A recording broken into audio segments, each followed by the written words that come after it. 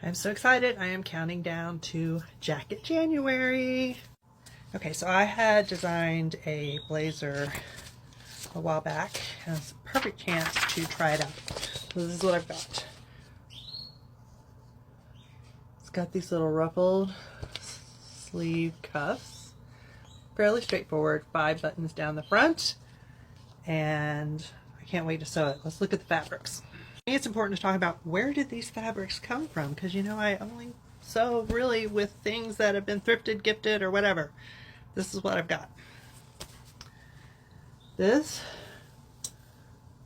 1990s era, sort of a fleecy, got a slippery inside. There's no stretch to it, but I've got enough of this to do the jacket, and I think it's a nice color.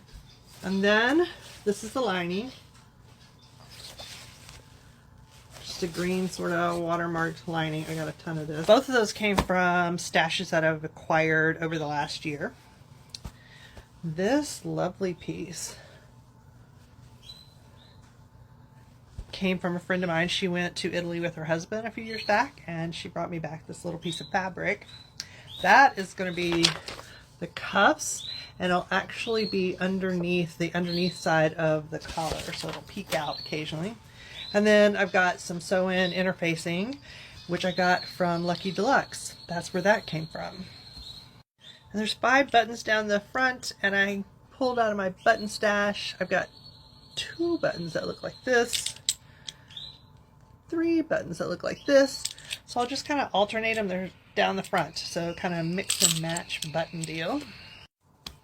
I didn't draft a pattern for the lining. I will just adapt the pattern for the outer part of the jacket to make the lining.